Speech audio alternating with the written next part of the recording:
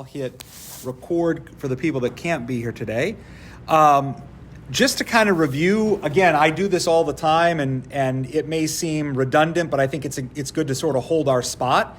And I will say before we get into this, if you looked ahead at the chapter at all, I think Father Josiah has a line in there where he even says, some of the stuff that I'm going to write about is going to make you blush.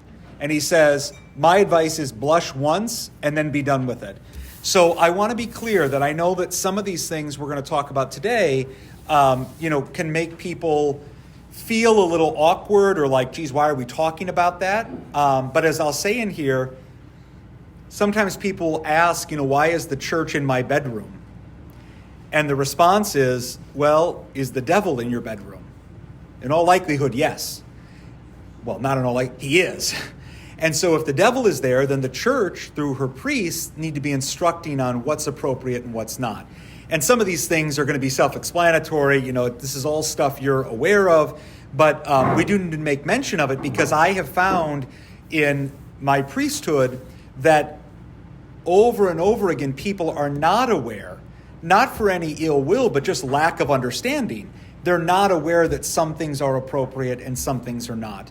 And then it's up to you as married couples to say, how do we honor God, love God, and honor each other by putting Christ first before our marriage, before our relationship, before our children, but then even in the expression of our marriage as that's carried out in family life. We're going to talk about children today and parenting, in family life, and also in sexuality and romance. The last thing I'll say before we get started retracing our steps is I read through the section on parenting and children. I think what we probably need as a follow-up to this is a class on parenting. And there's been a lot of questions about, parents even asking me kind of privately, is it okay? Should we be spanking our kids? Should we be disciplining differently? Of course, we all bring our own perspectives to that, how we were raised. And if the way you were raised was productive, like it turned out well, and you feel like you still love your parents, probably you're going to look back on that and say that's a good way to raise your family. If that's not the case, then whatever happened to you, you're probably going to say that's not the right way to raise your family. But there's some gray area where some of those things that you experienced, given the context, might actually be good things, but in your context were not helpful. And so that doesn't mean it's not good for your own kids. So I think when we're done with this, there's enough interest. In fact, this morning somebody was talking to Matushka from the monastery, and Matushka said, I think Father's thinking about having a parenting class. And they said, would you please let us know when you're doing that? Because there are families here, there aren't nearly as many families, but the few of us that do have kids, that would really be helpful. And so I think we'll share that with Father Bacomi, and if he blesses that, then they can come here for that class as well. So that'll kind of be the next thing. But take today, especially the parenting and children part, as a lead-in on all of that. Okay, so just retracing our steps. This is, again, stuff that we've talked about for several weeks now. Marriage is divine, and I think that's super important as we start to talk about anything related to marriage, that marriage is divine. And so everything that happens in our marriage, I'm going to move this just a little bit, Matushka. Everything that happens in our marriage starts with whom? Yeah, not your spouse. The relationship in a marriage, so if this is husband and this is wife, their first love must be God. Their second love is their spouse. Their third love is their child or their children. And same thing here with the wife, okay? And sometimes you find I see this all the time because I hear confessions every week. When there's trouble here, it's because this order is not maintained. And we'll talk more about this as we get there, but the minute a husband starts loving or spending time with his children more than with his spouse or more than with God, all of a sudden the natural order that's blessed by God is turned upside down, and what happens is then this union becomes fractured. Okay? So, I'll just by way of example, I hear from people, and I've been, tempted with this as well, like, hey, the only time, pretend I'm not a priest, the only time that Matushka and I could get away for a period of time would be over a weekend. because she works. And pretend I had to say, I work, right? I'm off on Saturday and Sunday. But the minute you go from husband to loving your spouse, and this comes here, God doesn't only become second, God becomes very under the totem pole. And this relationship, even if we think it's a really good thing, like, boy, it'd be nice to go to, remember that time we went to Frankenmuth? This was really romantic. Long ago, like, she didn't know Michigan, she just moved here. I'm like, let's go to Frankenmuth. We probably didn't even live here. We just got married, I think. Was it Christmas time? No. More romantic than that. It was like... We had the Fred Bickel room. You know, every room has a German name. And we go in and there's a big picture on the wall of the Bickel family, and she's like, this is not romantic at all. Like, there's this German family on our wall, and this big romantic. Yeah, right. Like, you want to play putt-putt? Let's go play putt-putt, okay? Yeah, right. There is no such thing. Yes, exactly. It's kind of like the Russian smile. It doesn't exist. But the minute I do that with my wife here, even though I feel like I'm loving my spouse, the minute I put God down here, there is no equal. So that's why we always start with marriage is divine. That's the reason the book started that way. It has to be, what does God want for my marriage? Not what does my wife want, not what does my children want, or what do my children want, what does God want? It's so easy, and you know this as your kids get older, to fall into the trap of, well, I'm not going to have my kids around forever, so I'm going to do these things. You know, we're going to do this activity, I'm going to take them here, I'm going to do this. That's great as long as God is first. So I have, right now, I know of people that are traveling for really important work things and health things. And it's funny because they text me and say, hey, pray for me, I'm traveling, I'm going to be here and here and here for work. No mention of, oh, by the way, where do you think I should go to church? The minute I hear that or don't hear that, I know that order is upside down. So my response used to be, well, you need to go to church. And now I just say, hey, let me know if you need any recommendations. Because you're adults and people can give an account for themselves. But this relationship is fractured if marriage is not divine. So do you want a happy marriage? Start with this question. What does God want? 6 adjectives.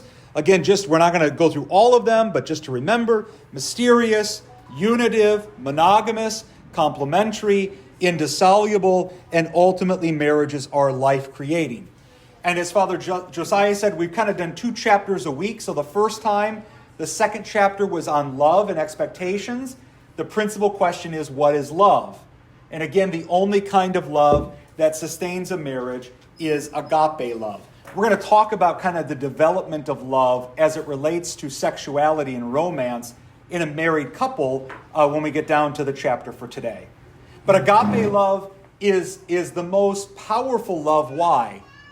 Why is agape the most powerful? Well, I'll just ask you this. What is agape love? Is that our kid? Oh, it's yours. What is agape? The love God gives, shows us. Yeah. And it is ultimately, so think about John 3:16. Self-sacrificial, yep. It's the love ultimately that dies. Okay? It's the love that dies. And so that is, if we can get here in this relationship with our spouses and have love that is truly self-sacrificial love, then the sky is the limit for the joy and the beauty you can have in your marriage.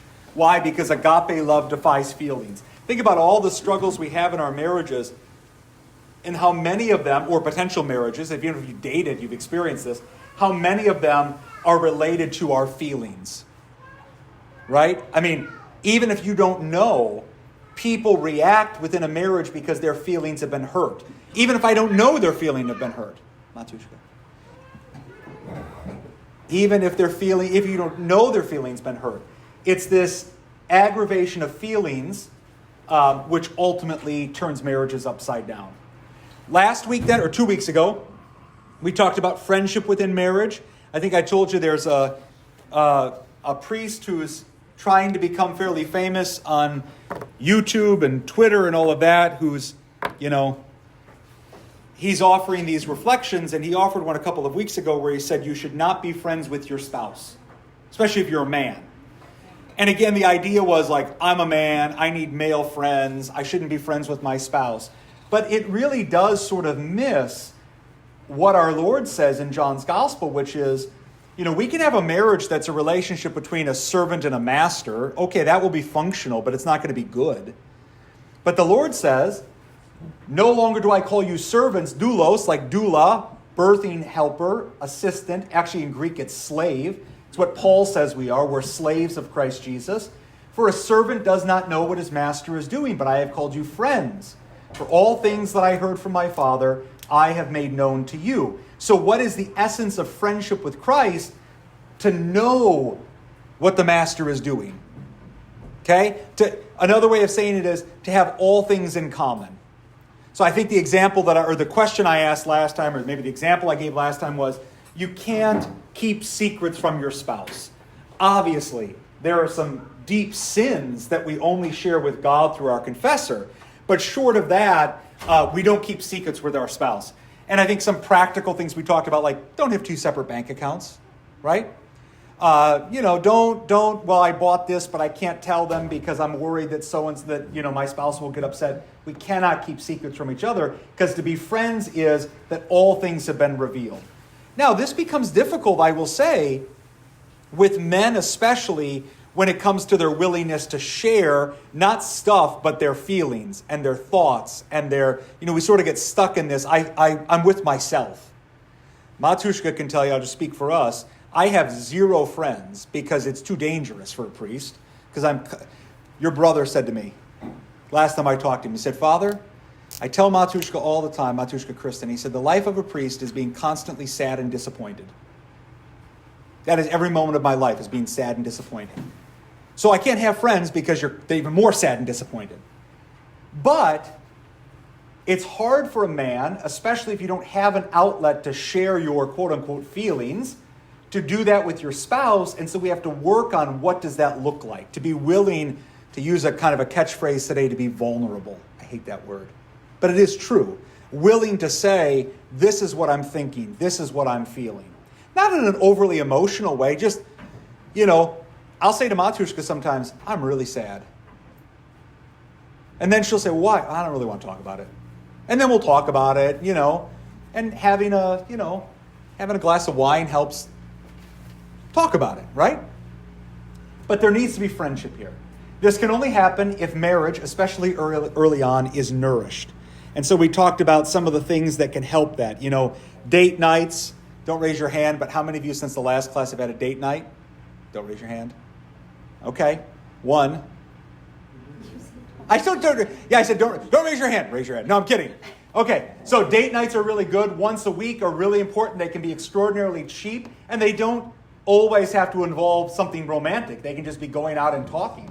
No kid conversations. The marriage bed is not a sleepover area, and setting goals for your marriage. I mean, one thing that becomes very difficult when people are separated, meaning divorced, or just separated, is they don't have not only the date night, the conversations and all of that, but I've noticed more and more that when it comes to setting really important life goals, they have no one to dialogue with about that.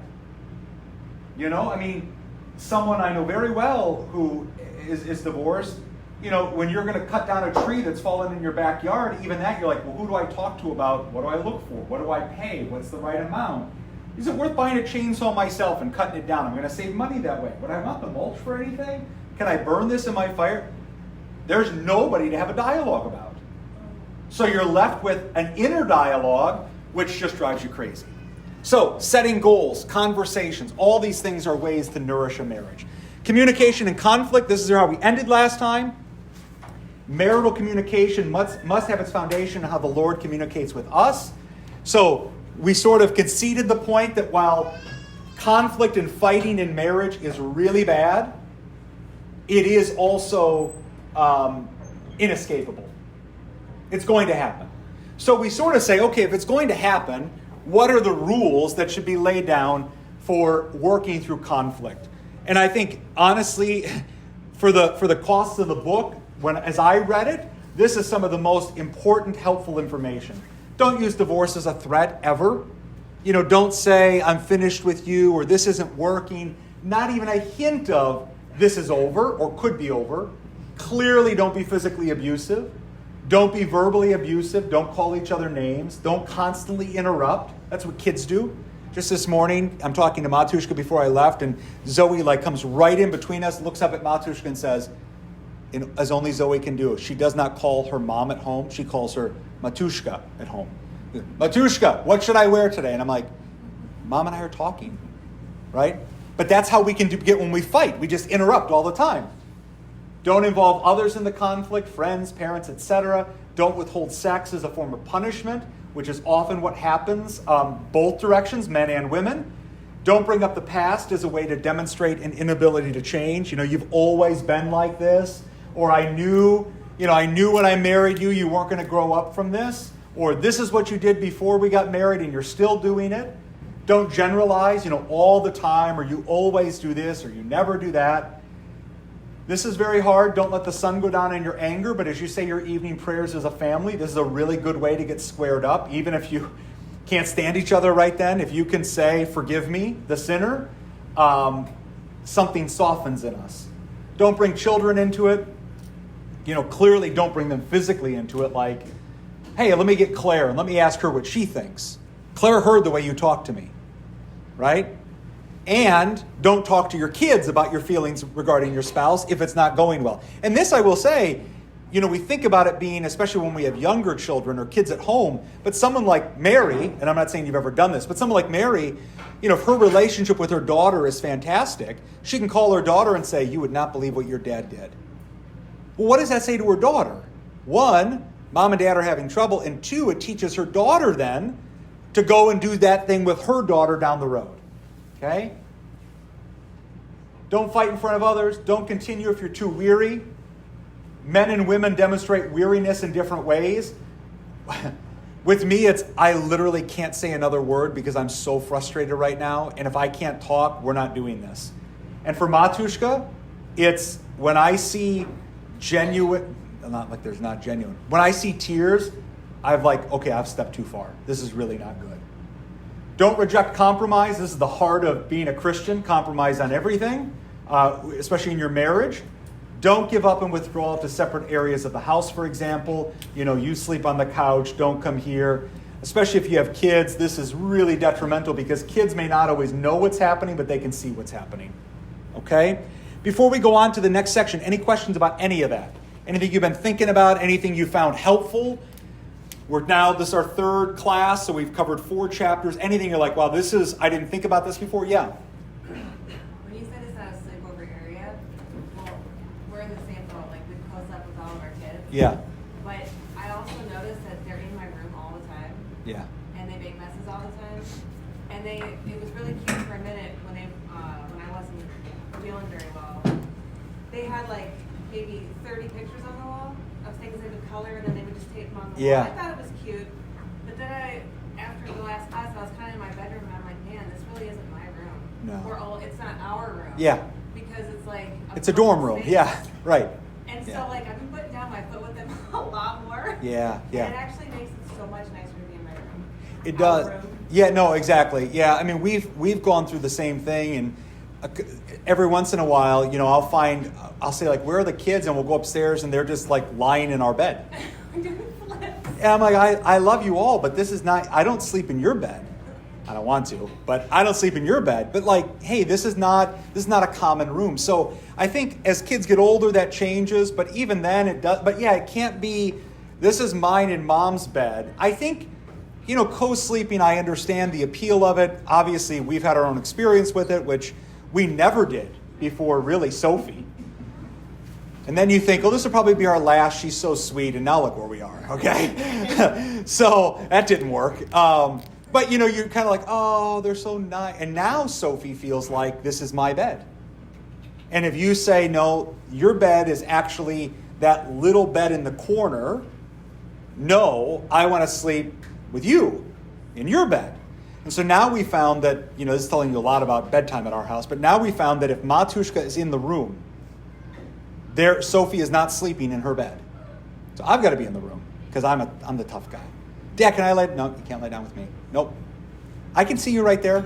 I'll lie right here while you. But But the minute Matushka comes out or comes up and she's awake and Sophie's awake, all bets are off. Sophie has to be asleep for Matushka to come in the room. But the good news is she's getting comfortable in her own bed. Like, 1, you didn't need a diaper, you were dry, and 2, you're in your bed all night. That's good. Yeah. Could you talk a little bit of your thoughts about the couples that have replaced children with their pets? Yeah. And I say that because one of our nieces is getting married, and so it was come to our wedding, card, and it was the 2 of them kissing their dog, and you really didn't even see their face. You saw the dog front and center. Yeah. And I know it's cute and all, but there's something going on culturally that our pets are in place of our children. Yeah. Well, not to get, I'm going to say something that's going to sound political, but I don't intend it that way. But this particular election will come down to, should babies live and be a part of our culture or not? And there's one side that says babies have no right to live and really just are a nuisance in our culture. And the other side says after about 12 weeks, babies should live. Neither side is perfect. But it really does get to a shift that's happening. What do they call them? DINKs, double income, no kids.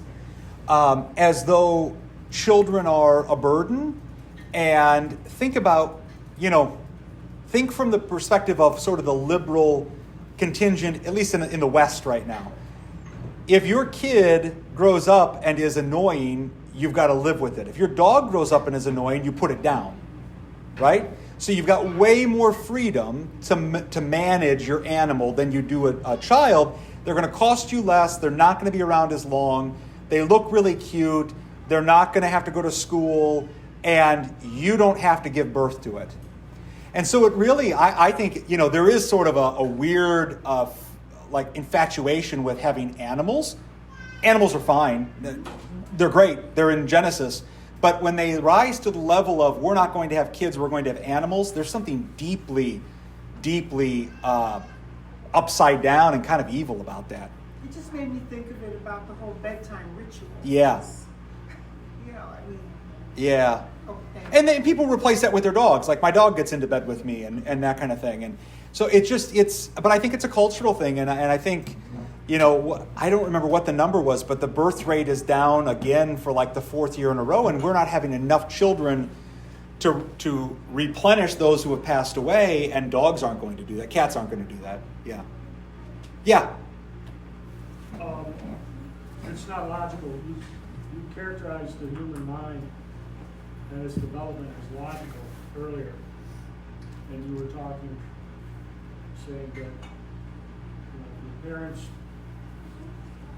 if it was harmonious and you grew up well, then you're going to tend to want to do but if you get bad examples, you're going to want to not do these things. But it's not like this at all in the latter case, oftentimes, because we see where people who not only see bad relations between their parents, but are sometimes themselves cruelly mistreated by their parents. The logical thing you would think for them to develop would be a disdain for that and a resolve to never do such things. Mm-hmm. But in more cases than not, I think the outcome is that the mind repeats the behavior, and because it's way more complicated. Mm-hmm. Monkey see, monkey, or bad example, bad outcome, therefore do the opposite. A person can say, "I'll never do such a thing as my parent did to me," but they can't. It's not the mind. The way the mind develops is, to a logical person, it works logically. Yeah. But logic goes out the window when illogical and bad things like this happen in a child's development. Yeah, And I think, was just yeah. trying to say it's more complicated. I think you're right, and I think maybe what you've identified is there's sort of a third category. Like one category is, I was raised well, I appreciate it, and I still have a good relationship with those who raised me. Therefore, I try to emulate that intentionally. More often than not, Yeah. that's how that works. And there's the other extreme, which is what you've described, which is what I experienced was abusive, but it's all I know. And as much as I try to avoid it, again, it's all I know, and probably I'll fall into the same trap that happened to me, whether it's physical or verbal or whatever. I do think there's a middle category, which maybe I made the second category, which is I was raised a certain way. It wasn't particularly good or bad. I wasn't abused, but in growing up, something happened with my relationship with those who raised me. Like I just said, I had a falling out with my parents. And so not as a matter of spite, but intentionally trying to not be like that, I'm going to live a different way. But I think what you've identified is very helpful. What complicates all this is abuse. And that's a whole nother, maybe when we talk about parenting and kids, that's a whole nother topic. Or even just divorce. Absolutely. Yeah, I mean, divorce, well, I see it in my own family. Divorce Which is ruins a form of kids. abuse. Exactly right. Yep, exactly. No kids choose to live with one parent and not both, and no kids cause the divorce, and yet they feel guilty, and they have to suffer the consequences of it. So I agree with you. I think that's a helpful corrective, which is there is this third category, which is I grew up a certain way, it truly was abusive, and as much as I don't want to do that, I may end up falling in, again, not the all-out abuse, but some of the physical and verbal and just natural reactions, I can't escape those You things. see it over and over. Absolutely. Yeah, absolutely. So thank you. That's a very helpful thing. And I do think then there's the other category. I raised well. I'm going to try to emulate this. The other side is I was raised well, but this it's like sort of like guilt by association. I associate that, even though it was good, with someone I no longer love. Therefore, I'm going to try to avoid it. But that's not the abuse category. Okay, thank you. That's helpful. Any other things about the first 4 chapters? You good? Okay, so sex and romance. And again, as Father Josiah said, blush once and then we'll be done with it, because we do have to at least talk about some of these things. When it comes to love, and Father Josiah lays this out in sort of a series of paragraphs, but I think it's kind of a helpful thing to remember. When it comes to love, we often progress through these stages in our relationship with our beloved, okay? So we begin with eros, and we think of eros as erotic, but that's even a little too strong. It's basically romantic, right? It's the warm feelings. It's I can't not want to be with this person. You've all had that. The warm fuzzies. Yeah, but even more than that, like, do you remember when you first met Anna? I know when I first met Matushka, like, I couldn't imagine a day where I didn't talk to her. And we were living in separate states. When we were together, I couldn't imagine a day, like it was, it's that feeling where like, it's heart-wrenching. I don't get to see you for 24 hours. There wasn't anything particularly erotic about that. It was just romance. Like, I'm deeply in love with this person. And it's a lot of external emotional feeling. Not bad, it's just the way it is. Okay? And that progresses then, over time, to philia. What's philia? Yeah, friendship.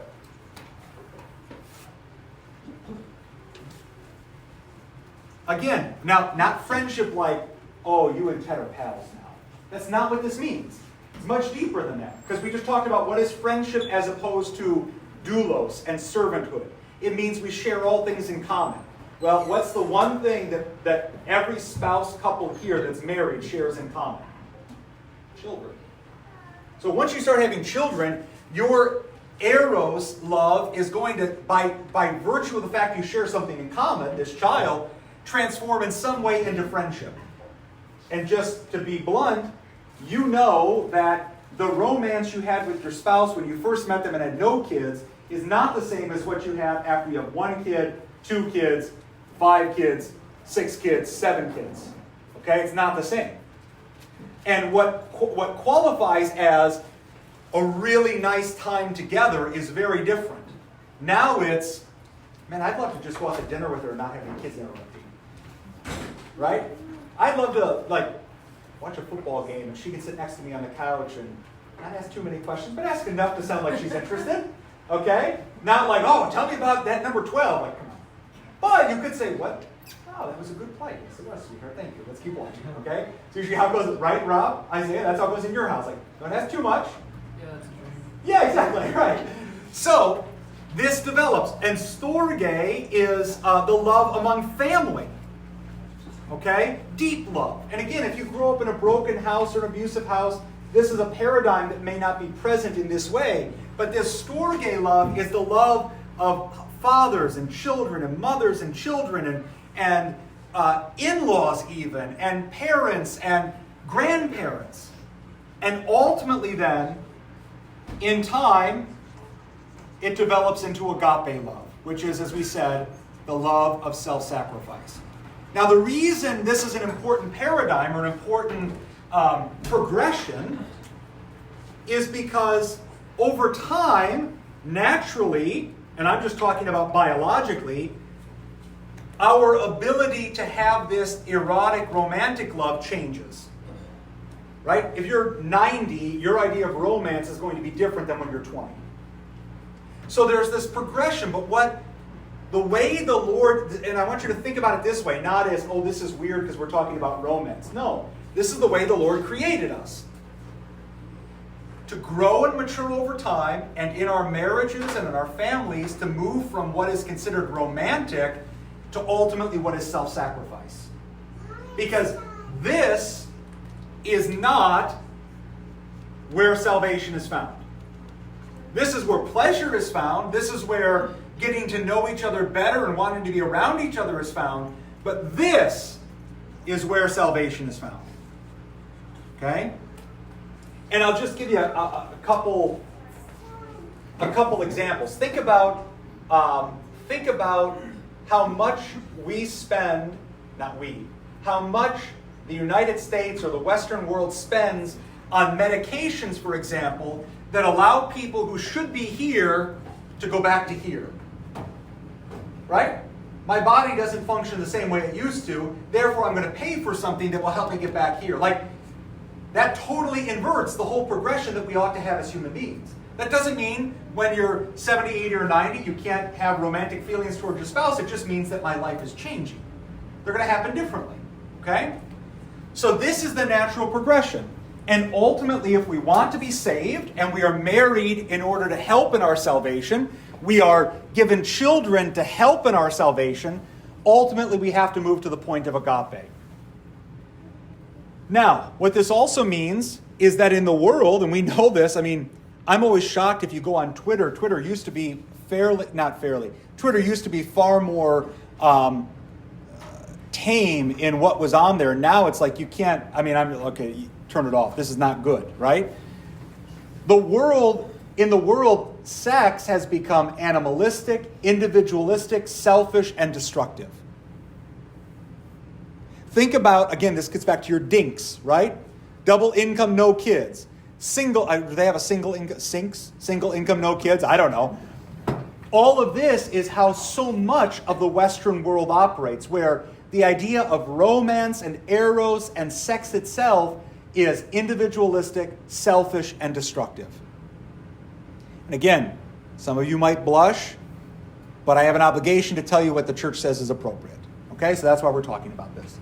So put simply, and here's the scary thing before I give you this next point. The scary thing is, even within marriages, where we should be on this natural progression, I should have done it this way, this natural progression, even here within marriages, it's possible to spend almost your entire married life here. And that means our lives are run by lustfulness, by selfishness, by individuality. INDIVIVUAL. I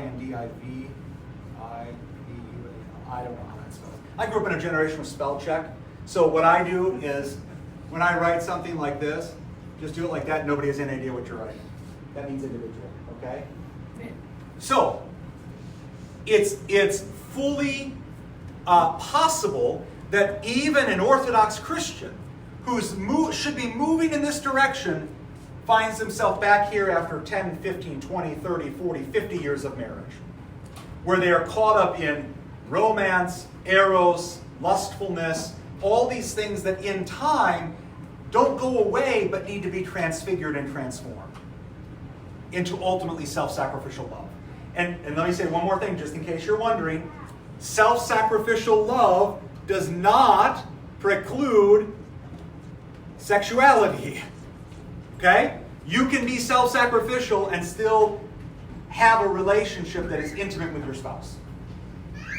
In fact, that's the whole point. Orthodox marriage begins in self-denial. This is right where we started. Marriage is divine. Orthodox marriage begins in self-denial. Now, what does that mean? And I'm going to tell you, this is the expectation. Now, I know that it is not always the reality, but this is why we baptize people before we bring them into the church in holy marriage. The expectation is couples approach holy marriage as virgins, in purity of soul and in purity of body. This is presumed, not an exception. The church, by her canons, do not...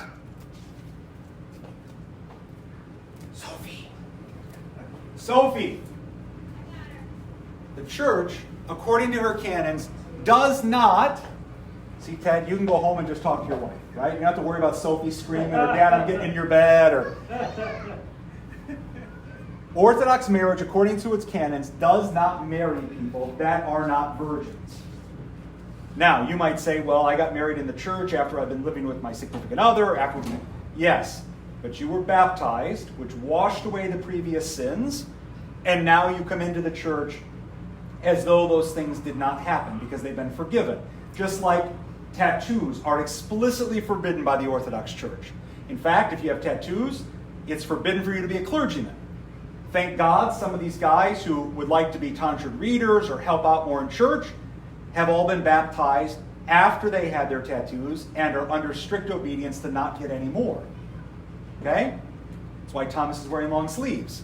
Because we should not see them. Because these are marks of sin. We need to be covering them in repentance. So, Orthodox marriage begins with couples approaching marriage as virgins. Now, theoretically or ideally, this would happen in their youth, right? You raise up your children to be virgins. And I will say, I will say that Matushka and I were preserved, thank God, from falling into a sin that would not leave us in this state at our marriage. One of the greatest gifts we were able to give to each other was that this interaction and intimacy had not happened with anyone else. Okay? Chrysostom. The greatest gift a groom or bride can bring to the wedding day is their virgin chastity. If you've experienced this, you know it to be true. Okay? Does that mean I was sinless? Not at all. But that does mean that there is a self-giving that occurs in intimacy that if you both have not experienced that until you experience it with each other, it's inexplicable in its grace. Yes? Well, there's a million reasons why people are, having sex outside marriage, but I'm wondering if one of the problems is the fact that we culturally shame early marriage when if you were getting married at 18 years old and you're paying anyways. Yeah. I mean, I know it's not something we're supposed to think about as females, but I mean, even childbearing is easier in your 20s, and then you have a healthier life if you're not, doing both of that later, and then I think it gives you more opportunity or less opportunity to fall into that sin because that's you're coming into maturity as you're courting and getting married. Right, and I think that it's kind of a shame that it's not like that because since we've been Orthodox, I've been thinking a little bit less about what will my kids be in a career. Yeah. Because at the end of the day, it's just being married and having kids is the bulk of our life. Yes. So I'm thinking about that more often. Yes, exactly. I'd almost like to see them married young if I could get them Right. And I know that when we got married, we were 22 and 23, and I remember even that people were like, why are you getting married so young? The only blessing we had was my parents were married at 21 and 19, and Matushka's parents were married not long after that. So we had examples of kind of earlier, but you're right. I mean, the number of people I know that have a career and then marriage, well, especially as young men are maturing, and women as well, hormonally, it's very hard to be chaste if you want these things, but you're not in a position to be able to share it with somebody that you're married to. So yeah, I think that's exactly right. And I think ultimately, again, this is what you said is a symptom of the broader cultural problem, which is marriage doesn't matter. Sexuality is about individual pleasure. I mean, come on. Think about how corrupt something like Tinder is. Now, I know people say, oh, I don't use it for that reason. Yeah, okay. Maybe you don't. Maybe you're the one or two people that use it to meet someone. But it was set up as an app to have intimate relations with people that are not your spouse. Right? So the whole culture is corrupt. And one option is we could say, geez, the culture is corrupt. The other option is among ourselves we create a new culture, which is what we're trying to do. Okay? So it begins as virgins. I want to be clear because Father Josiah says this. The church is not dumb. The church knows that people have fallen into sin. So the question, let me pause here and just say, if this is not what's happened for a couple, what is their way out of it? Well, one way is you get baptized, right? If you weren't baptized already. What's the other way to come free of this? Let's pretend you were baptized already, and you're already Orthodox, you're not married, and you're not coming to marriage as a virgin. How are you cleansed of this? The same way you're cleansed of every other sin. You confess it, and you repent. Right? And that's where sometimes the gap is. One of two things happens. We're too ashamed to confess it, and I've been ashamed to confess certain things. Too ashamed to confess it. Or we think, I said it, God forgives me, and now I'm done, and there's not a real change of heart. In fact, I can tell in our own parish growth, spiritual growth, that when I first was here, people weren't really confessing sins. It was a lot of mistakes, or I had bad days, or you wouldn't believe this, a lot of kind of... Now people are confessing sins really well, thank God. What we need to work on now is the repentance. Because repentance means I actually, one, hurt in my heart that I've done this, and two, that I'm being changed. That I am vowing I will not do that again. Not just, hey, I'm a young man, I'm a young woman, I'm an old man, I'm an old woman, these are sins I fall into. God will forgive, I'm just going to keep doing it with very little struggle to want to turn around. Because at some point God says, what does God say? Repent. That's the first command Jesus gives. Repent and believe the gospel. So if we're not repenting, we're actually not believing the gospel, and at some point God's patience runs out. So we have to say, you know what, if I get mad at my kids and I confess that to my father confessor, at some point I have to stop yelling at my kids. You just have to stop. At some point, if your sins are sins of the flesh, or sins of the mind, or sins with money, or sin, at some point you just say, you know what? I'm an adult, I'm going to stop. Okay? So this is how Orthodox marriage begins. If that's not where we were, then we've confessed it, or we do confess it. And if we've been baptized, thank God, that washes it clean. But if you've experienced this coming in virginity, whether it be true physical virginity or spiritual virginity, which is often the greater gift, you know how strong that grace is in the mystery of marriage. And this is all reflected in the giving of crowns. So you guys are getting married. I've asked you like 14 times what day. Your day is October 6th. Yep. Good. October 6th. And they will get crowns. In fact, the language is they don't put on crowns, they get crowned. Right? It's passive. God, just like God baptizes you, you get crowned. And in the marriage service, these crowns come with a threefold meaning. One, let's do the second two first.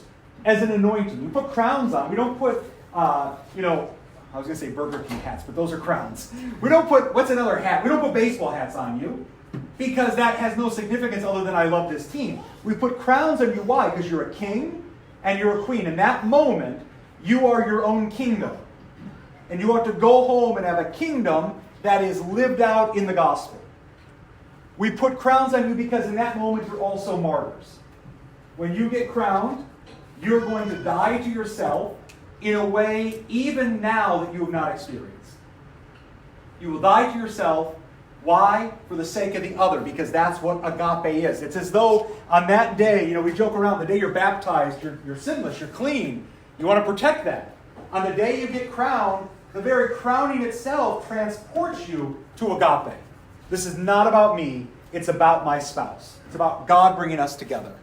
But the third reason that is pointed out that we wear crowns is it's a reward for coming to the wedding day in purity. As the marriage rite itself says, it's a reward for continence. Okay? God rewards our faithfulness. But Orthodox marriage does not put an end to chastity.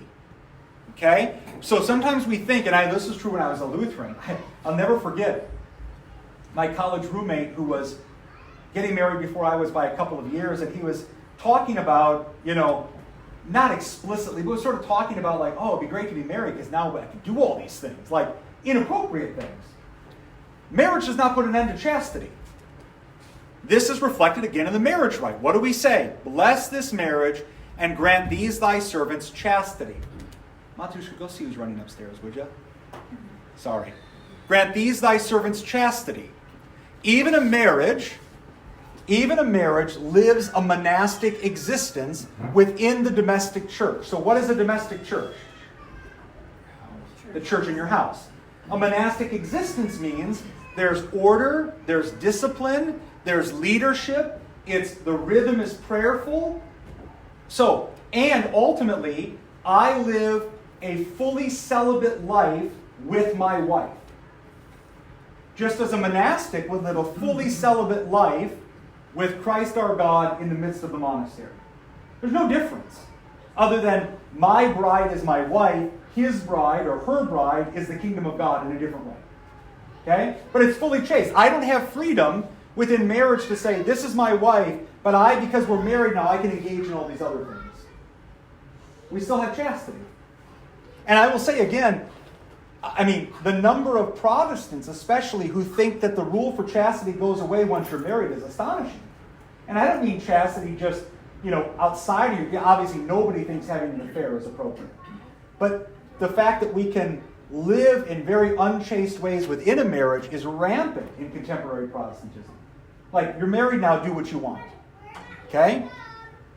Even a marriage lives a monastic existence within the domestic church. We are chaste within our own marriage. So the crowning service, which, again, Anthony and Olga will have, it'll be great if she's holding Gus. That'll just be so beautiful. It's like when you had Leia and I want mom, and I think we even talked about what if she wants to come to me and we're like, just let her come, it's okay. There's something really beautiful about a family who comes in as a family who appears to have all this upside down. You got kids already, and yet because of the way God orders things, he baptizes, he washes clean, and he invites. And to have your wife holding Gus with crowns will be a beautiful thing. Okay? So the prayers of crowning ask for several things. Chastity.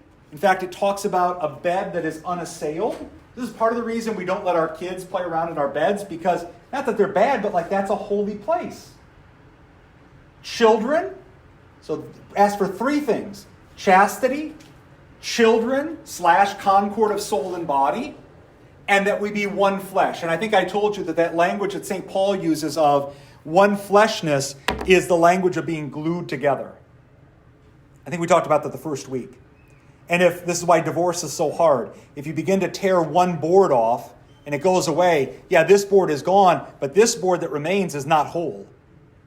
Right? Something, it's like, why do we use 3M hooks on our walls? Because if we use just tape or glue, it's going to rip the wall apart. Nothing is salvaged when the divorce happens. So what we ask for is, give us chastity, help us to know what's right and what's not.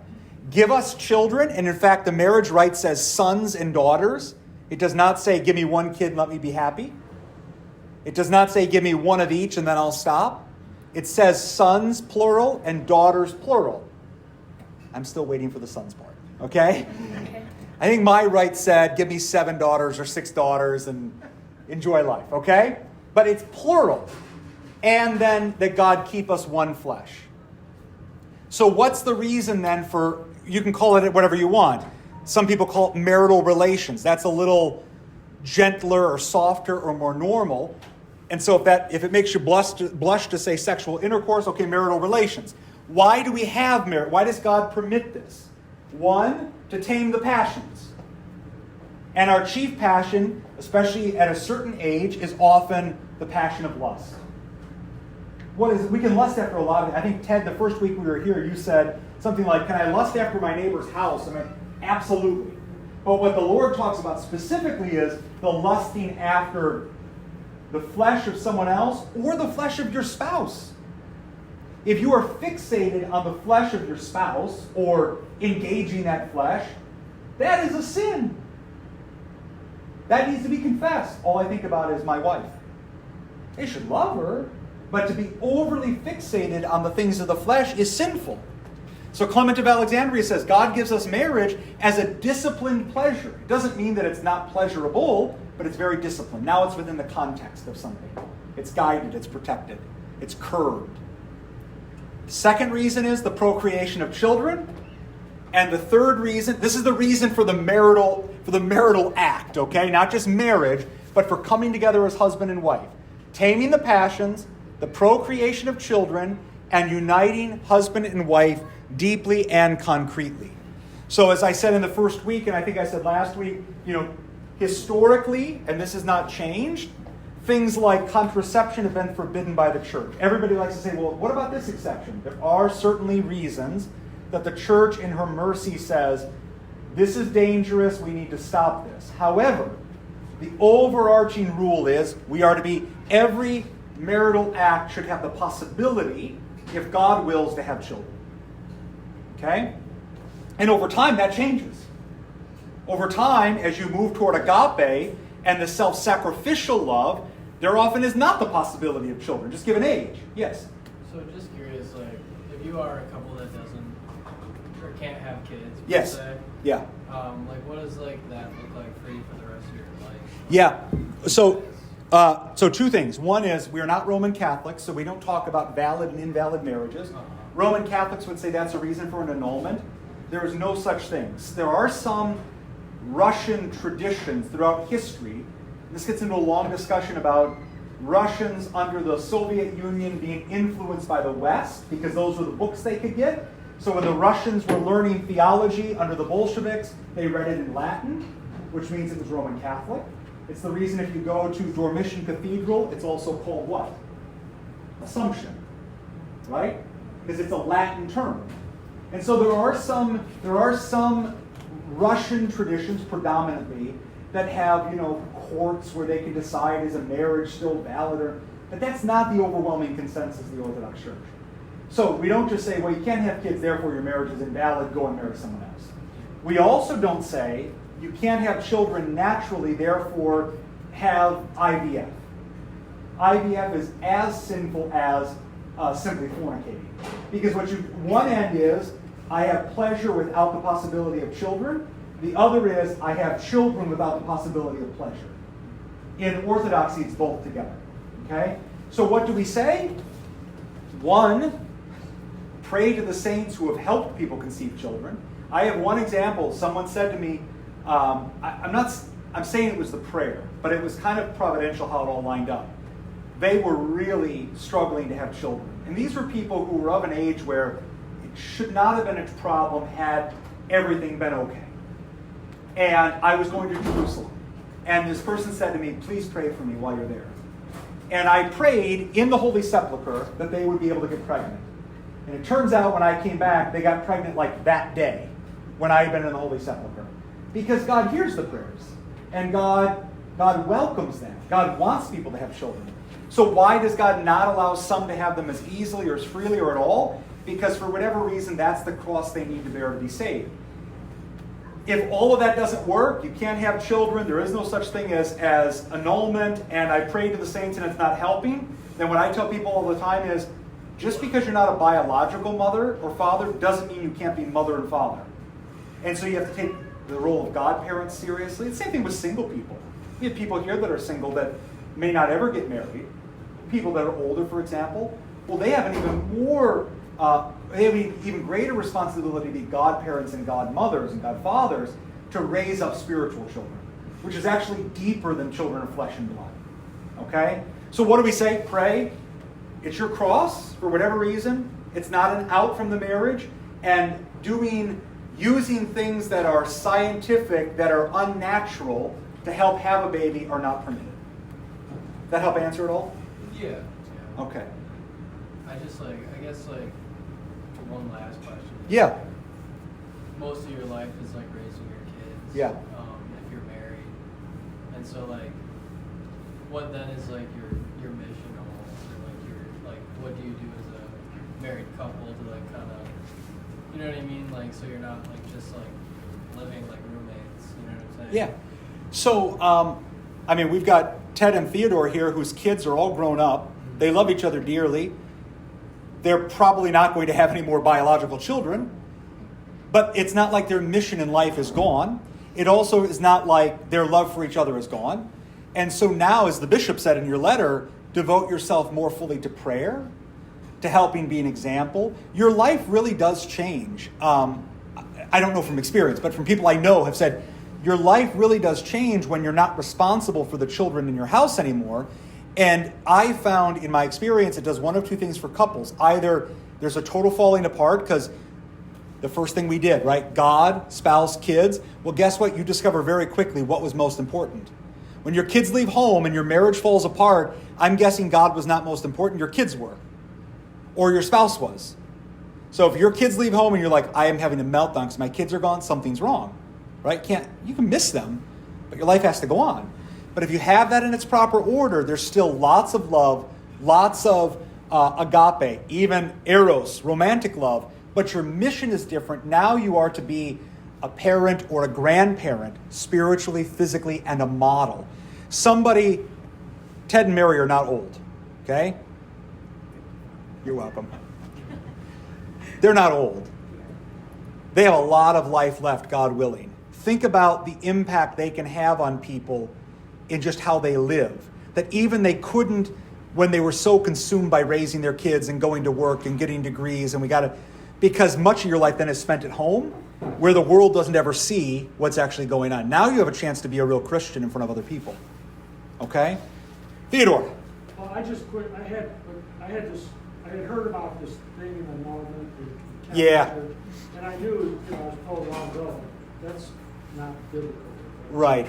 But the examples I always was hearing was it sounded like they just, I guess they always didn't have kids. Yeah. But the main thing was they just it's easier than getting a divorce. They didn't like each other. Yeah. And then the church goes, sure, okay, we'll call it this. And it's like some euphemism for divorce. Exactly. But you're saying it happens where I can picturing a woman has a medical problem, for example, and she can't bear children. And then the guy just wants a divorce. Yes. And he goes to the church, and the church says, yeah, is that how, and then we'll just cast her off? Well, and the church goes, yeah, we'll call it annulment. Yeah. Is that what? So I don't think the church, by church I'm using church here because it's the Roman church, which is not the fullness of the church. But the Roman denomination would certainly say that, yes, that is the way out of that, because what does it do for them? It allows the couple, once they are divorced, to be able to receive communion again. Because if you're divorced without... Do they both have to agree to this? Yes. Okay, I'm picturing a guy... Absolutely. And a second thing, and you know this from having been a Catholic, you were a Catholic, you also have to pay. You got to send money to Rome, to the diocesan annulment court. I don't know what they cost these days, but the last I heard, they were several thousands of dollars to get a court to adjudicate this. Now, I'm being crass in how I describe it, but ultimately what it does do is it gives someone permission then, or freedom to take communion again, having been divorced. Because basically what's said is, that marriage you had was not a marriage at all. Great example. I won't say his name because this is recorded, but the tall guy who serves here, his mother got divorced, and never got an annulment, I think primarily for financial reasons. At the time, she was a single mom, which means for a decade or more, she's not been able to receive communion in the Catholic Church. So it's a whole different, it's very legalistic, it's not merciful, it's not natural, it's all of it is very upside down. Let me go to Thomas, then to you, then to you. Oh, okay, Matushka. Going back to the question about if you cannot have children your own, what does the church say about adoption? Yeah, perfectly acceptable, and we should do it. Yeah. So that's preferred father over turning towards IVF. Exactly right. Yeah, because adoption is a mercy, Right. where IVF is an invasion and artificial. And I don't think God. many people know that about IVF. No, I don't people think- look at that as just like God bless doctors. Yeah. They gave us. I didn't know that. But what it does is it takes the unitive aspect of marriage apart. It gives you children without the unitive aspect. And that's why it's so every time God gives us children, it has to be through the union of husband and wife. So even like becoming more popular today, like what are they called when you have not surrogates, but somebody bears your kid for you? Surrogates, yeah. Like that is strictly forbidden by the church. You couldn't go to your sister and say, we can't have kids. Can you take our stuff and put it into you and then have a baby? That's not permitted. Creepy, 'cause that's just creepy. That is not permitted, okay? Because it's unnatural and it removes the unitive aspect. Where adoption, what you're saying is this kid's going to either be aborted or left for naught. We've all been adopted. That's what baptism is.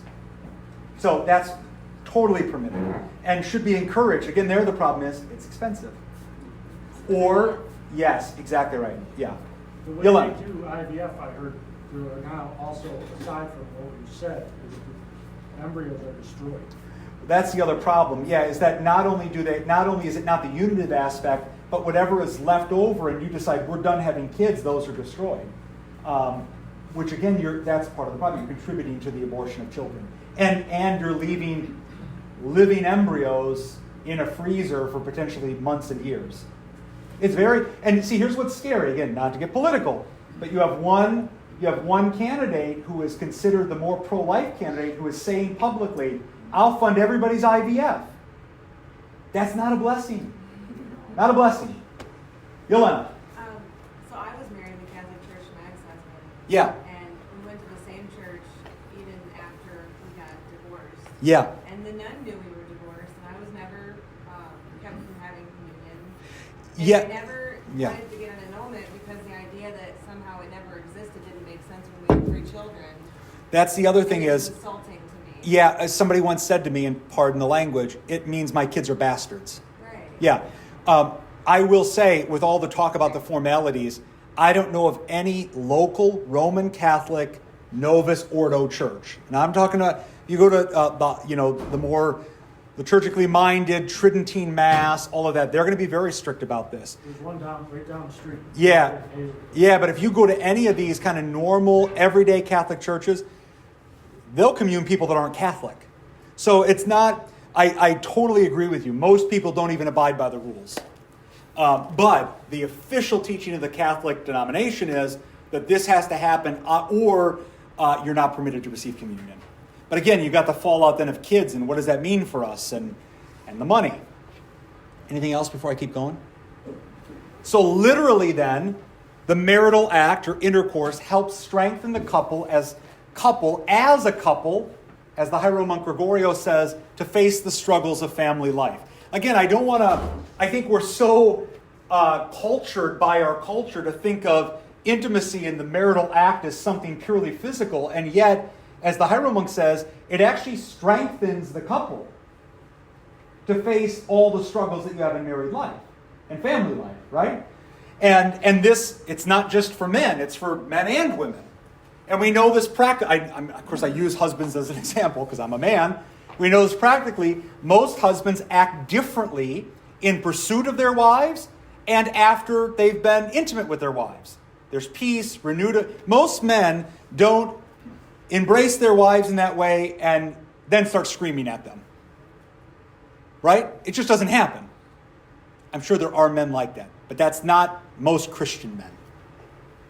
There is peace, renewed affection, and a strengthening of the union. And this cannot be downplayed. So this is why the church is so beautiful and wise in telling us what this is for the procreation of children, to curb lust, to unite husbands and wives, and ultimately to strengthen both of them to face the struggles of family life. Yes? You know, Father, we see mothers who are harsh and demeaning and abusive to their children, single moms. Yeah. And I think about it from time to time, and I realize, well, if you've been intimate with a man you didn't even know, Yeah. you got to know, don't like, don't care for, Yep. not 1, 2, 3, or 4, and you're looking at the fruit Yeah. of his union. It's a reminder. And you know that's not as God designed it. Right. You know, a mother, a woman who's loved, cared for, dealt with gently. She loves her children. Yeah, right. Because these are his and her children. Yes, right. You know, and so then that motherly instinct. Now that's not always true. I mean, there are women who will love their child. Yeah. You know, no matter what. But a lot of times you see women who have been hurt and jilted, and they're on the bus corner waiting Yeah. Yep. for WIC or whatever. Yeah. And their man doesn't love them. Right. You know, they're not married, and they're left. Well, and think about how they are referred to, and this is in all races, all cultures, especially in the West. Baby mama, right? That she's a vessel of my kid. I don't love her at all, right? Baby daddy, whatever it might be. It really dehumanizes the couple, the people, their children, and the relationship between a man and a woman itself. And then take that 10, 15 years later, you have a generation Yeah. of children who have not been loved. Exactly like right. God intended. And we wonder why there's such a staggering fall off, because they have no examples, Exactly. right? And this gets to the next example that we need to be aware of. This is very helpful. 25 to 33% of married men admit to having at least one extramarital affair. When I read that, I'm like, that's astonishing. That actually is a pretty old statistic, like probably 20 years old. I guarantee that's higher now. And women are at 17 to 25%. Now pause. What's the percentage of Orthodox men? Probably 25 to 33%. What's the percentage of Orthodox women? Probably 17. Just like people say, what's the divorce rate? 50%. What's the divorce rate in Orthodox couples? Probably around 50%.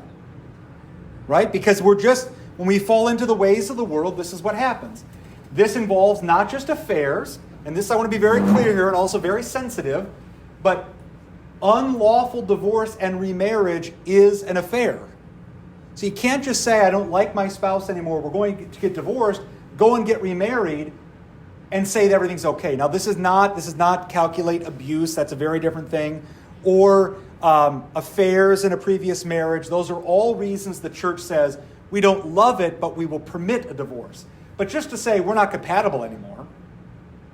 If you divorce and marry someone else because marriage never ends, what are you doing? You're having another affair. Because your first spouse, even if you hate his guts, is put together with you by God. Okay, this is why I say to you guys, you're in it for the long haul. You love that guy? You ready to spend the rest of your life with him? Okay, all right. But Father, something happened in our country. I must have been 9 or 10, but this no-fault divorce. Yeah, right. Yeah. Became the rage. Yeah. And a lot of parents, a lot of families broke up for irreconcilable differences. Yep, that's right. And I will, and just to put a period on that, because I think you all get that part of it, which is, I will say in America, often it's husbands that have been unequally treated, unfairly treated in the no-fault divorce process. There are clearly cases, I would want to be clear, clearly cases where divorce is essential because it's unsafe, I get all that. But, I mean, I hear stories all the time of men who say, listen, in America today, if my wife goes and says, I need to divorce him, irreconcilable differences, in all likelihood, she will get more of the money, control, because that's the setup. So I have a friend, very good friend, he lives out of state, but I have a very good friend that his wife just left him. Got 3 or 4 kids. and he has been fighting and fighting. There's been no extramarital affair, just like, I don't love you anymore. Orthodox guy, and he gets to see his kids once every 4 weeks or something, because that's the way the West is structured. Okay? But the real losers is the kids. Ultimately, 100%. And I don't know this for a fact, but I wonder what within children that have had parents get divorced, what their divorce rate is when they grow up. It's got to be higher than 25 to 33%. That was the affair. Although that's true as well. I mean, you talk to kids who know their parents have had affairs, there's something in them says, well, this is the way people act, right? I don't like what I'm getting, I go someplace else. So we have to be super careful about this. And the internet age, not just the pornography, but the ability to connect with people, we really have to be careful. Okay? So these also, are... divorce rate of children of divorce, how many of them, just as they say, I'm never getting married? Yeah, totally. Yep. So that doesn't come into the... Exactly. That's exactly. And yes. There's your dinks. Yeah, that's your. So imagine that number with the I'm getting divorced as well, because this is what I saw. That number's got to be above 50% of people in the United States today. Or they get married and they say, well, I'm not having children because I saw what happened with my parents. Yeah. What if it happens to me? The whole thing is like Yes. fraught with disaster. And this is where, real quick, this is where the church needs to be a guide, because I know very good Orthodox Christians who say, man, my parents were messed up. I don't want to get married and have kids. And you're like, well, then you can't get married because kids are an essential part of that. But showing them contrary examples to what they themselves have experienced. Maybe your parents weren't abusive, but man, they didn't really like each other. Let me show you an example of someone who did have a good marriage. Boy, you grew up and your siblings fought. Let me show you an example of people whose kids love each other. They're kids, but they love each other. So we have to be able to show people, or if not, we're going to have a bunch of single Orthodox people running around, not in monasteries, which again is its own danger. Okay? So these are the temptations. Extramarital affair, unnatural sexual acts, even within marriage. Again, this is where I think Father Josiah would say, blush once, but pornography is strictly forbidden. You cannot use it at all. You can't use it within marriage. It's not permitted. It's unchaste. Oral sex, absolutely permitted within marriage. As someone once said, I think it's a good observation, we use our mouths for praising God and receiving the mysteries. Masturbation, which is self-centered, self-love. In fact, the church calls it self-harm. That's the way so you know someone, when I hear confessions and somebody says, I've committed self-harm or self-abuse, I know they've been well catechized. Because I know what that means. I'm not dumb. But they also know what it means, which is it's not pleasure, it's abuse. I'm abusing myself. Inappropriate or animalistic acts. I won't say use your imagination, but you know what I mean. There are some things that are strictly forbidden in the married life. And if you have specific questions, we can talk about it offline. That's part of my job, is to tell you, no, that's not appropriate and this is. Also, intercourse in preparation for the divine liturgy. So tonight when you go home, when vigil's over, we are fasting. Now I will say, here's the temptation. The temptation is, I broke the marital fast, therefore what? I'm not going to. Not only that, no, you shouldn't take communion. I'm not going to go to church. Which again then does what? It says two things. Breaks that flow you have. Breaks the flow. So it's God, my spouse, and my children.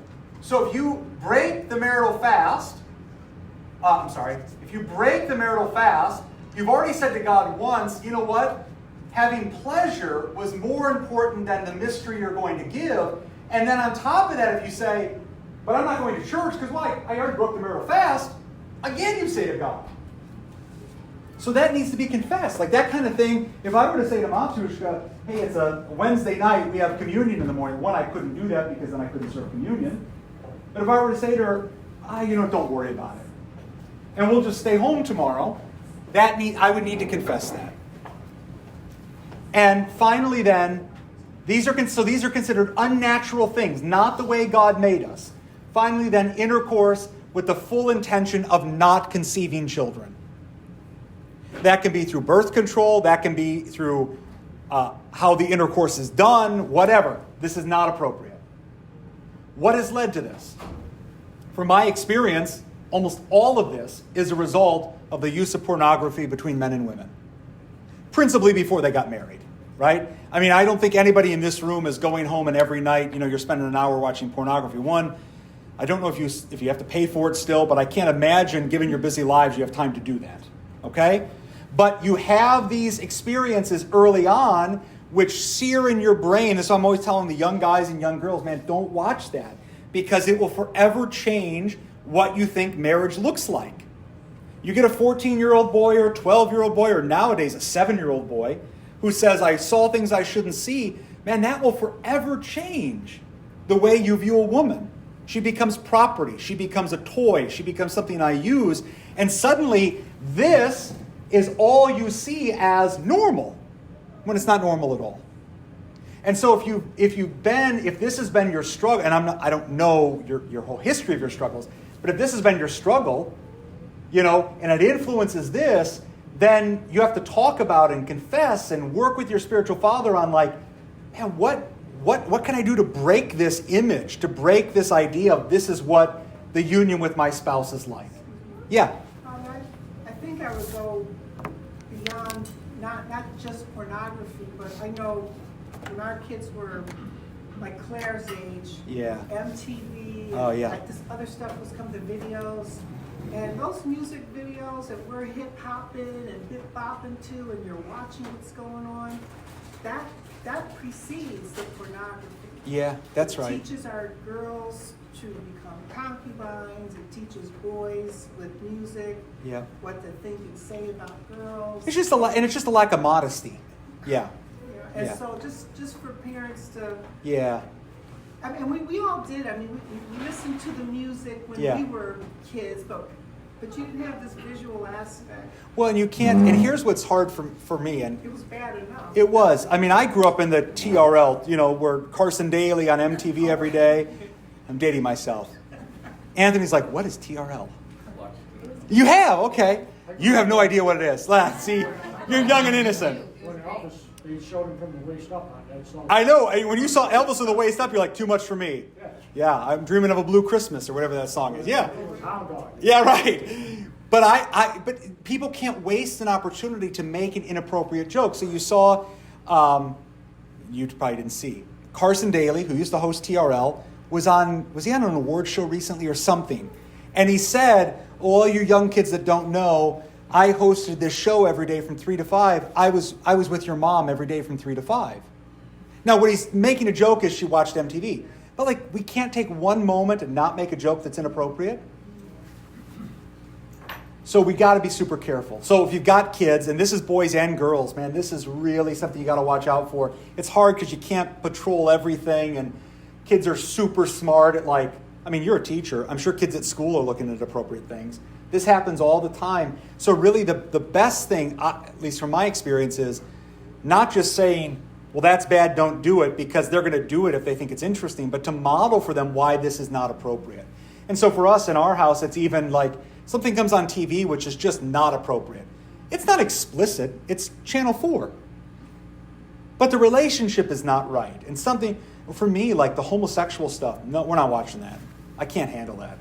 And that just saying, girls, this is not, let's put something else on. Let's put a football game on. Nothing inappropriate there, right? Except when they smack you in the head and you get a concussion. But otherwise, yeah, Matushka. So, again, this is how I led today. Some of you might be thinking, I've heard people say it before, the priest or the church needs to stay out of my bedroom. Okay, fine. But you might ask yourself, is Satan going to stay out of your bedroom too? Probably not. Okay? We are at 3:40. Let me keep going just a little bit. And then we'll pick up here next time. We had more of a discussion. Maybe I just talked more. It wasn't really a discussion, more of a monologue than I expected. But children and parenting. So we've talked about sexuality and romance. Now this is the procreative gift. Okay? Are you ready? Father Josiah says he asks this to couples. So you might think about this. Okay? You're already married, civilly-ish. Sure, but there's no getting out for you. You've already got a kid, okay? But you guys, you might think about this. Are you ready to be the best friend and chief companion of your spouse all the days of your life. Father Josiah says, I ask it in this order. If somebody says, no, I want to have other best friends, he says, then we're not doing a wedding. Are you ready to be the best friend and chief companion? Companion here is actually more important, of your spouse all the days of your life. Are you going to journey with that person? They say yes. They ask the next question. Are you ready to be sexually faithful to your spouse all the days of your life exclusively? If they say, and again, I don't think many people getting married in the Orthodox Church, if they have any sense, would say, no, I'm planning on an affair. Like, you're not going to say that. But you have to ask, because the number is very high. And finally then, if they've answered yes to these two, are you ready from day one to have children? If you say, I want to get married, this is my best friend, I'm only going to be with him or her, but we're going to wait a couple of years to have babies because I want to save up some money. Or, yeah, we want to travel a little. Or, man, I'm just finishing my graduate degree. I can't. If you say yes to these, you can be married. If there's a no to any of these, the marriage is not happening. Okay? I think for some, you're surprised at how difficult it can be to have children. For others, you're surprised at how easy it can be to have children. And so you have to be ready from day one to have children if God grants them. Are you still required to take a test to see if you can have children or not? I mean, not in the church, no. Yeah, there was to get married, to get a license to get married. I don't think in the state. Did you get a marriage license yet? I don't think in Michigan you have to. You have to get some kind of blood test. You do that. Well, and I don't even think I don't know. You were probably married, not anymore. Yeah. I was going to say, when we got married in Indiana, you had to have a blood test, like an HIV test. You had to have all the. None of that in Michigan. You had to make sure we weren't relatives. It was Indiana. Yes, we did a blood test. I do not. Sweetheart, you don't remember what we did last week. 2017, that's not required. Yeah. No, you don't need any of that. So you just go and apply, but no, there's no. That gets back to when the state was a little more in line with kind of the historic understanding that you get married and have kids. Yeah. So it's not an exaggeration to say that the procreation and care of children is the very means by which God is bringing about salvation for couples. And I'll just say, like from my own experience, even with my parents who are wonderful people, who probably understand this at a core level, don't quite understand it in all of its practicalities. Like us having another baby is because God is going to use that to somehow bring about salvation. Raising children is transformative, not only for the children, but for the parents who raise them. We're very different people than we were when we first had Emma. There's this picture of us bringing Emma home from the hospital, and I'm in like cargo shorts because it was 2006. Cargo shorts. I wore cargo shorts like a year ago to my parents' house, and my sister goes, "Where's 2007? And why don't you give them back those cargo shorts?" I'm like, "These are comfortable. I got a lot of pockets in these things." See, Isaiah's back. He's like, "Yeah, I can put my keys in. I can put my phone in." You put Somebody always asks you to hold something. Yep, I can put a snack in. I can put my phone in. I can have another snack in case we go on a long road trip and our car gets stuck. I got a tire rod. I can put everything. Yeah. I guess not. See? But anyways, I'm standing outside of our little apartment, which I think we paid $480 a month for in Fort Wayne, Indiana. We had like a half of an income because I was a student, you were working, brand new teacher. I told you we ate chicken that was donated every night. And I'm standing out there holding Emma in the car seat with a polo shirt. And what do you always say? Who gave that teenager a baby? Okay, who gave that high schooler a baby? I looked like one of those things where they let you take the fake baby home for the week. And I'm standing there like, what are we doing? Okay? We're very different people. We ordered pizza. We did. We did order pizza. I remember saying to my mom, boy, Emma was like so good in the hospital. She didn't cry. I didn't realize the baby was going to the nursery every night. And my mom's like, oh, sweetheart, just wait till she comes home. She'll put me up. 3 a.m. that morning, I'm holding that baby, watching whatever the rabbit ears on the TV got. Like, okay, you were right. We didn't have rabbit ears. Yes, we did. We are not that old. Yeah, with the aluminum foil on the top. Stop. Yeah. Stop. He's like, rabbit ear. What's a rabbit ear? Not rabbit leg. Not, yeah. We had cable at our apartment. Okay. In a VHS player. With every passing child, we should be growing and maturing spiritually. So obviously we get older. But every time you have a child, you should be growing and maturing spiritually. The way you pray. Again, that ordering, like what matters most. I'll be honest, when we had Emma, it doesn't mean that God wasn't first. I think in my head he was first. But man, there were a lot of other things that took the place of that. And now I realize 6 kids later, that's all that matters. If we don't have that, we don't have anything. So if you can learn that early on and you have your first child and say, this is what matters, man, your life is only going up from there. Some principles, and we'll read through these very quickly. We can go back to them next time. But some principles of parenting, I find these very helpful from St. John Chrysostom.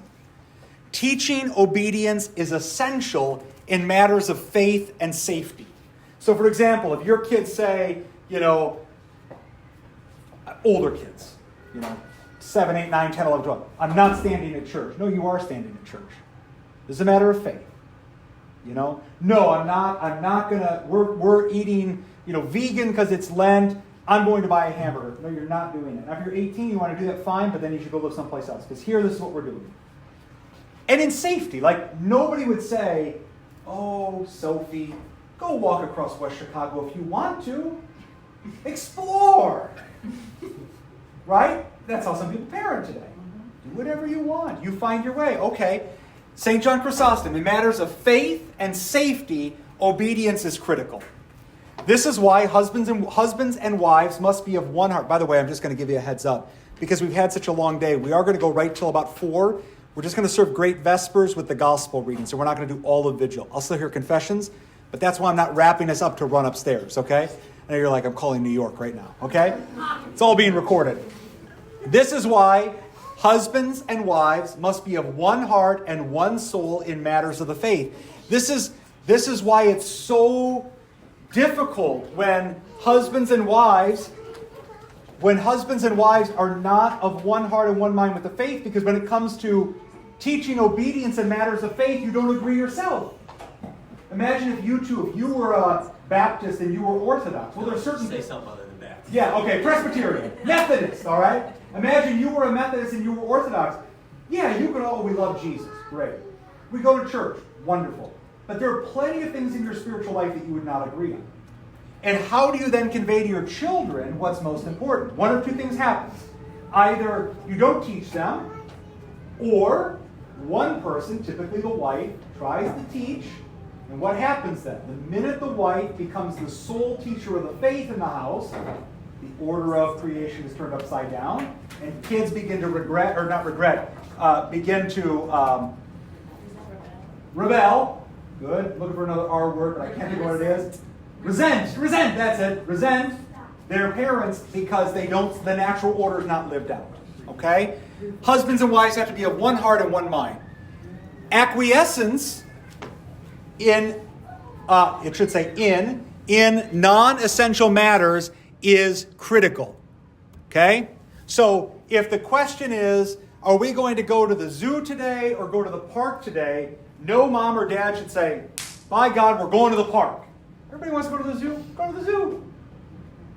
Right? These are non-essential things. Right? Acquiescence is very important. We can't demand obedience in things that are not matters of faith and of safety. And honestly, you might think, well, then what do we demand obedience on? Faith and safety are 99% of our life. All right? Parents are responsible, and I want to be very clear. My mother-in-law posted something on Facebook that was almost identical to this. And our relationship has really warmed up over the years. So I like to show her that we're of one mind, my mother-in-law and I. And I said, oh, that's funny. I just am preparing this for class. And shared it. And she, oh, that's so great, Josh. Okay. Parents are responsible for the theological upbringing of their children. So often what happens is people say, okay, we come to church. Father, your job to teach my kid about the faith. It is not my job to teach your kid about the faith. It's my job to guide the church, hear their confessions, preach the Word of God, give you the mysteries, and empower you to then convey to your children what the church believes. Now, if you have questions, you can come and say, Father, what does the church believe? But nobody should go home and think, I have no responsibility because I take my kids to church once a week. That is not, first of all, is not enough. And second of all, that's not how the church works. Yes, Mary? I don't think I should hear Father's going to be angry at you if you don't stop it. Why am I always the bad guy? People say, Father's going to get mad at you. No, I'm not going to. You get mad at them, not me. Yeah. Yeah. Father's the bad guy, or Miss Mary's going to, wait. Mary, I totally agree. And this is not an Orthodox thing. This is a Christian thing. When I was a Lutheran minister, people used to say, Father, will you talk to my kids? They don't behave during church. No, you talk to your kids. Now, if there's so much disruption or so much inappropriate behavior or lack of reverence, then I'll talk to them. But parents are responsible for bringing up their children theologically. It cannot be offloaded to the church. It's your it's mine for my own kids. It's yours for your kids. Again, molded, but you don't go home and say, well, this is what I think we should do. No, you say, what does the church say? You use the mind of the church. What has Father taught us? And now I convey it to my children. So I want to be clear. It's not two extremes. One extreme is Father will teach my kids everything they need to know. Because then someday when your kid goes to high school and smokes weed, you're going to blame it on me. You didn't teach them. No, you teach them. The other extreme is that you say, well, because it's my responsibility, therefore I'll make the rules. No, the church makes the rules. So we all have to live within the life of the church with our own nudges and pushes given our family life. But your job is to simply say, this is what the church says. The church teaches us this way. Father is the one who conveys this to us. I'm giving you your words for yourself. Therefore, we're going to teach our kids this way. So you don't go home and say, yeah, we go to an Orthodox church, but I really like these old Baptist hymns. We're going to teach our kids 50 of these, and you're going to... No, that's not what the church says. But you also can't say, well, unless Father's teaching my kids, I don't have to worry about it. What are you doing at home as a family to foster this? This is all St. John Chrysostom, okay? The home must be a domestic church. And I don't just mean candles and icons, that's important. But is there peace there? Is there harmony there? We must cultivate truth, beauty, goodness, and all other godly virtues if we wish for our children to adopt them. So again, just ask yourself, when I come in my house, is it beautiful? I don't mean expensive, right? Is it filled with God's presence? Is it clear that this is a place that we are grateful for? Right? Is it beautiful? Is there truth there? Do we tell the truth? In my house, Matushka can tell you, my kids can do a lot of things and get in trouble. The one thing I have no patience for is not telling Matushka, you always tell the truth. No matter how bad you think it's going to be way less worse if you don't tell the truth. All the time, right? And finally then, children must come third. And this is really different than what we see in our culture. What is the order? My relationship with God. I can't be a good husband if I don't have Christ first. And I can't be a good parent if I don't have Christ and then my wife. And I'm telling you, the way marriages struggle is when this order gets inverted. And often what I see is with dads, well, with both actually. In fact, one of the questions in the book is, where is the book? Let me see your book real quick. I thought this was a very, very good question and something that probably Matushka and I have talked about. After the birth of a couple's first child, the spouses begin to experience a feeling of lost intimacy. I'm not saying this is us. What I'm saying is children change everything. The husband begins to interpret his wife's commitment to motherhood as though he is being replaced as the top priority. See the order? The wife finds herself exhausted and finds the couple's past path to intimacy hard to attain. Okay? So this ordering has to be there because the more children you have, the more difficult life becomes. And what I see is two things often that lead to marriage troubles. With women, it's with girl children. With men, it's with boy children. And it's with all of their various activities, growing up, whatever. All these things, your kid, you spend more time with your kid than you do with your wife, and certainly more than you do with God. Think about a given week. How little time we spend with God, and as our kids get older, how little time we spend with our spouse. That's a recipe for a bad marriage. Yeah? That, right there, the children are part of the family, but must never be the center of the family. Yeah. That is, I do believe, a leading contributor to the amount of single moms that we have. Just Yeah. here. But if you look at every motivational, every I am woman, hear me roar, everything, you always hear, my child came first and I wasn't getting the help I needed. So my child is my life. I lived for my child. My baby comes first. My baby, I mean, you rarely ever see it. And then there's the one woman that'll comment and say, my husband came before those kids ever happened. But it's that one versus the other 3,000. Yep. This is taught. Like, women are literally taught, regardless of marriage or not, the second you have a child, your husband doesn't matter anymore. Those children come first, and that's not the case. But And we do things to compensate for that, right? But I think this is kind of just to give you examples, we can't attend events for our children and miss church. What does that teach our kids? Go back to what the home should be, obedience in matters of faith. We cannot take our kids to dinner if we never go on a date with our spouse. Someday when you have kids and your son or daughter says, hey, take me out to dinner, Dad, and you, oh, great. And then you say to your wife, we don't have any money to go out to dinner. What? We cannot invest our money in our kids if we're not tithing and taking care of our spouse. You know, what's an expensive sport? Hockey? You played hockey. Sorry, I'm not picking on you, but so I'm going to spend $3,000 on skates, a stick, and new equipment, and yet I give zero to the church, and my own spouse says, hey, I'd like to go on a date with you, but we can't afford it. Often we nurture number 3, our children, and our souls die and our marriages suffer. Children are part of the family, but children must be the center of the family. Must not be the center of the family. Christ is the center of the family. I wish that was taught everywhere. Well, it's being taught here. Parents must, this last thing, parents must parent together. It's very important. We'll talk about this more in a parenting class later. You must parent together. No parent alone is responsible for discipline, tending their children, offering an example, etc. So you can't say, well, usually when we discipline, I'm the bad guy, she's the good guy, or vice versa. Both parents are responsible for this. And finally, have a dinner table and make sure you use it. Yeah. That is probably one of the most important things.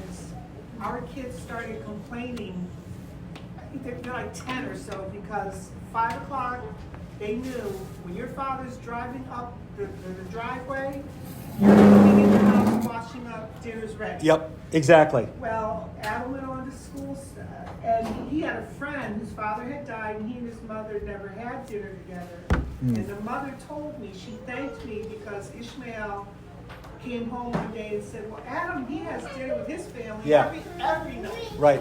And he wanted to. Yep. And it actually blessed them because they got to spend Absolutely. time together.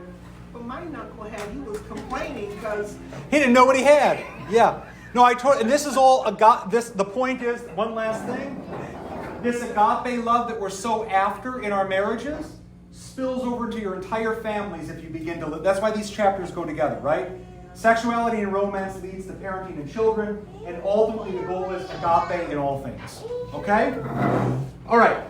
I don't know if the guys are back. Yeah, no, they're. Someone tell them to go upstairs and light the candles for me. Okay, we'll go upstairs and pray. Love you. I'll see you upstairs. Joy of the feast, okay?